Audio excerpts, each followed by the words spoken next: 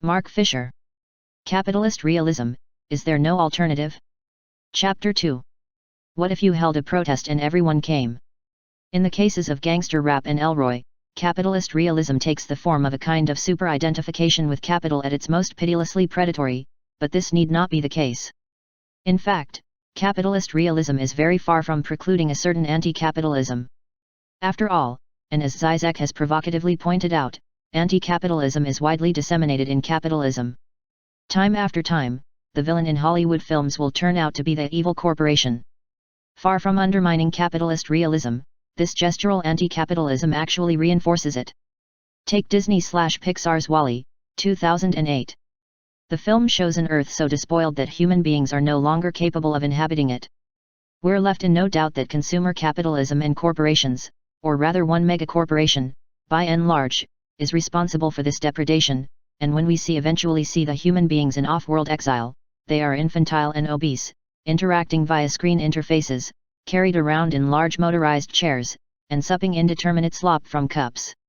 What we have here is a vision of control and communication much as Jean Baudrillard understood it, in which subjugation no longer takes the form of a subordination to an extrinsic spectacle, but rather invites us to interact and participate. It seems that the cinema audience is itself the object of this satire, which prompted some right-wing observers to recoil in disgust, condemning Disney/Pixar for attacking its own audience. But this kind of irony feeds rather than challenges capitalist realism. A film like WALL-E exemplifies what Robert Fowler has called interpassivity. The film performs our anti-capitalism for us, allowing us to continue to consume with impunity. The role of capitalist ideology is not to make an explicit case for something in the way that propaganda does, but to conceal the fact that the operations of capital do not depend on any sort of subjectively assumed belief. It is impossible to conceive of fascism or Stalinism without propaganda, but capitalism can proceed perfectly well, in some ways better, without anyone making a case for it. Zizek's counsel here remains invaluable. If the concept of ideology is the classic one in which the illusion is located in knowledge, he argues, then today's society must appear post-ideological. The prevailing ideology is that of cynicism.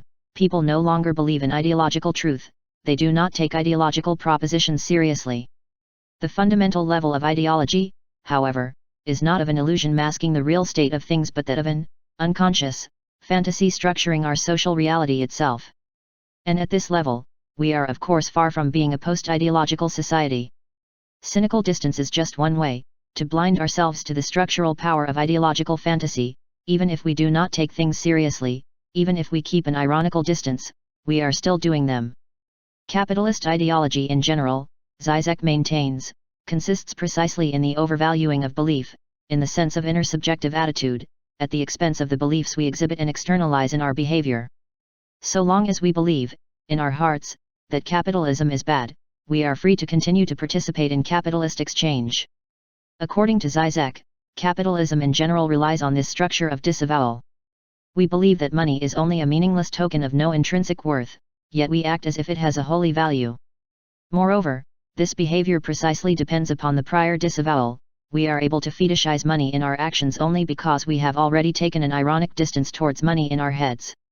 Corporate anti-capitalism wouldn't matter if it could be differentiated from an authentic anti-capitalist movement.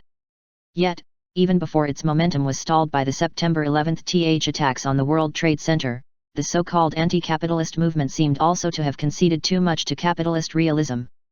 Since it was unable to posit a coherent alternative political-economic model to capitalism, the suspicion was that the actual aim was not to replace capitalism but to mitigate its worst excesses, and, since the form of its activities tended to be the staging of protests rather than political organization, there was a sense that the anti-capitalism movement consisted of making a series of hysterical demands which it didn't expect to be met.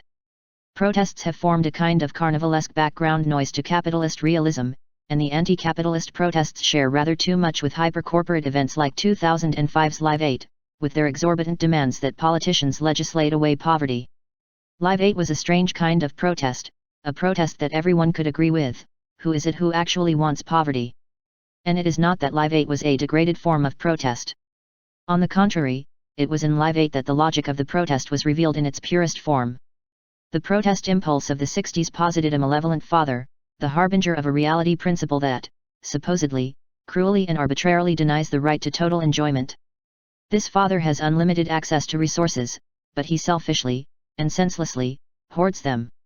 Yet it is not capitalism but protest itself which depends upon this figuration of the father, and one of the successes of the current global elite has been their avoidance of identification with the figure of the hoarding father, even though the reality they impose on the young is substantially harsher than the conditions they protested against in the 60s.